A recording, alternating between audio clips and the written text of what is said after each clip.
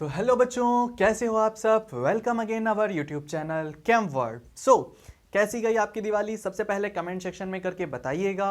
उसके बाद आज हम डिस्कस करेंगे अबाउट द ब्रैग्स लॉ। कि ब्रैग्स लॉ क्या होता है।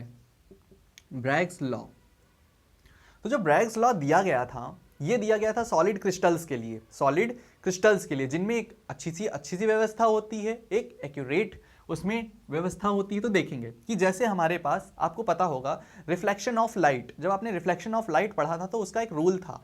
उसमें जो पहला रूल था कि जो इंसिडेंट रे होती है, उसमें जो इंसिडेंट रे होती है और जो रिफ्लेक्टेड रे होती है, उनके बीच जो एंगल बनता है थीटा, वो बराबर होता है। तो पहले वो कॉन्सेप्ट देखते हैं।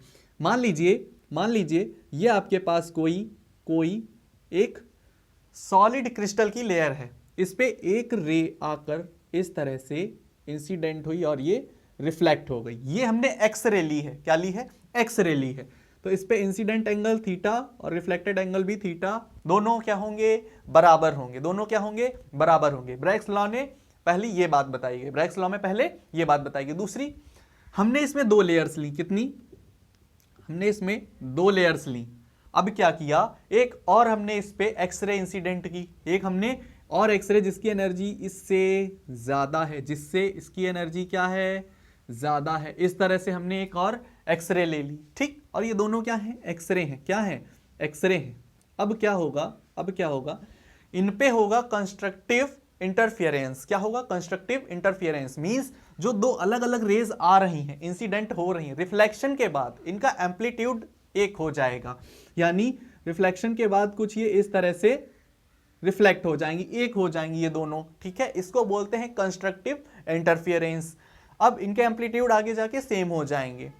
फिर यहां की बात करें, अब क्या होता है? ये तो हो गई हमारी रिफ्लेक्टेड, ये हो गई रिफ्लेक्टेड। अब देखेंगे इसमें, अब देखेंगे इनके जो लेयर्स के बीच की दूरी होती है, इनके जो लेयर्स के बीच की डिस्टेंस होती है, उसको प्रेजेंट करते हैं स्मॉल डी से। यही हमको कैलकुलेट करना होता है। ब्रैग्स लॉ में जो हमारे क्वेश्चंस आते हैं ब्रैग्स इक्वेशन पे, वो यही आते हैं कि आप डी को कैलकुलेट कीजिए।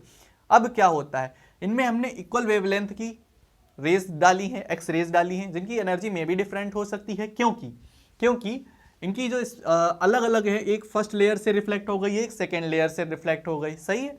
उसके बाद देखेंगे, अब देखेंगे हमने क्या किया।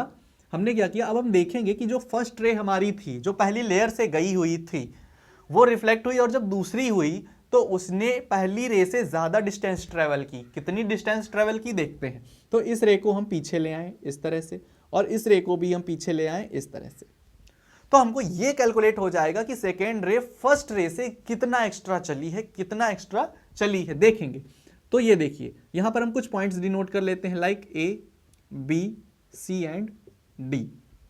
इस तरह से हमने पॉइंट्स डिनोट कर लिए। अब देखेंगे, ये यहां ए पॉइंट तक और वहां बी पॉइंट तक पहली रे, बी पॉइंट तक दूसरी रे, ए पॉइंट तक इक्वल डिस्टेंस चली है, पैरेलल चली है।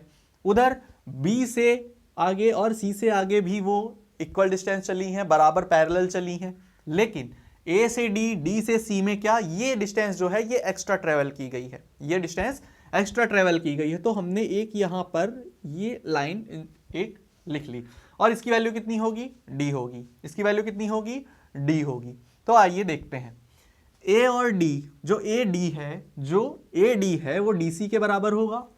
ए डी जो है वो डीसी के बराबर होगा, दिख रहा है। तो इसको लिख लेते हैं, AC is equal to DC, sorry AD। ठीक है, AD is equal to DC। ठीक, अब देखिएगा ये पूरा एंगल कितना है यहां पर। ये पूरा एंगल है, ये है 90 डिग्री। कितना है? 90 डिग्री। कितना है? 90 डिग्री। और इतना एंगल कितना है? थीटा। ऊपर वाला कितना है? थीटा। तो इसमें बचा हुआ कितना होगा? 90 माइनस थीटा। ठीक, अब देखिएगा, अब ये एंगल देखिए कितना है, ये एंगल कितना है? ये भी 90 है। कितना है? 90। और इतना एंगल इसमें से कितना हमने निकाल दिया? 90 माइनस थीटा। तो अंदर कितना बचा? थीटा। यहां पर कितना बचा? थीटा। ठीक है, ये कितना बचा? थीटा। अब देखेंगे त्रिभुज ए बी डी में, किसमें?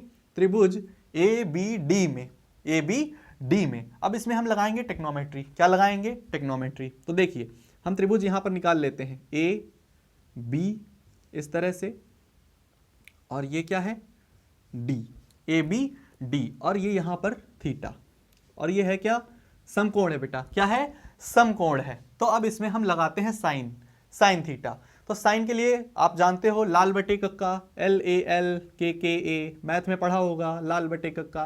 तो इससे हम निकालेंगे साइन थीटा। साइन थीटा क्या होता है, ये लंब बटे कर्ण, क्या होता है, लंब बटे कर्ण। तो अब यहां पर लंब क्या है, ये, परपेंडिकुलर क्या है, ये, और यहां पर हाइपोटेनियस ये, और बेस ये। तो हमको क्या चाहिए, लंब यानी परपेंडिकुलर। तो sine theta is equal to क्या हो जाएगा, इसमें sine theta is equal to क्या हो जाएगा, परपेंडिकुलर यानी AD, है ना, AD, और अपॉन में क्या है, कर्ण यानी कि हाइपोटेनियस, तो वो कितना है, BD, कितना है, BD, और BD जो आपका है, BD जो आपका है, BD की जो डिस्टेंस दी हुई वो ऑलरेडी पता है हमको, स्मॉल d, क्या है, स्मॉल d रख दीजिए। Sine theta is equal to AD upon small d, तो ये क्या हो जाएगा, AD is equal to D sine theta, कितना हो जाएगा, AD is equal to D sine theta, कितना हो गया, AD is equal to D sine theta. अब देखिए, अब हम देखेंगे टोटल यहां पर कितनी डिस्टेंस है, टोटल कितनी डिस्टेंस चली गई है, कितनी चली गई है, AD प्लस DC, कितनी चली गई है, AD और DC, जो टोटल आपकी डिस्टेंस है, क्या है, टोटल डिस्टेंस जो आपकी है वो कितनी चली गई, AD प्लस DC। तो अब AD कितना है, D साइन थीटा, और DC भी कितना होगा, DC भी कितना होगा, D साइन थीटा, क्योंकि ये दोनों क्या हैं, बराबर हैं, तो ये भी क्या होगा, D साइन थीटा जो आपका DC है, और ये भी क्या होगा, D साइन थीटा, दोनों ही कितने होंगे, D साइन थीटा। तो यहां पर कितना हो जाएगा, टोटल डिस्टेंस कितनी हो जाएगी, 2D साइन थीटा, कितनी हो जाएगी, 2D साइन थीटा। अब ब्रैग्स ने ये बताया था कि जो यहां पर इनके बीच की डिस्टेंस ट्रेवलिंग है, जो एक्स्ट्रा डिस्टेंस चली गई है, ये इक्वल होती है n लैम्डा के, किसके, n लैम्डा के, 2D sine theta, n lambda के, और इसी को कहते हैं ब्रैग्स इक्वेशन। इसको क्या कहते हैं, ब्रैग्स इक्वेशन। उन्होंने ये बताया था जो वेवलेंथ है वो होल नंबर के मल्टीपल के इक्वल होगी, जो आपका यहां पर डिस्टेंस जो आएगी 2D साइन थीटा आएगी, वो इक्वल होगी किसके, होल नंबर वेवलेंथ के। ये क्या है, होल नंबर, क्या है, होल नंबर, ये क्या है, होल नंबर, इट मींस 1 2 3 4 कुछ भी हो सकता है n, ठीक है, ये होल नंबर है। और लैम्डा क्या है इनकी, लैम्डा क्या है, तरंग दैर्ध्य, क्या है, तरंग दैर्ध्य या वेवलेंथ, क्या है, वेवलेंथ, ठीक है, क्या है, वेवलेंथ।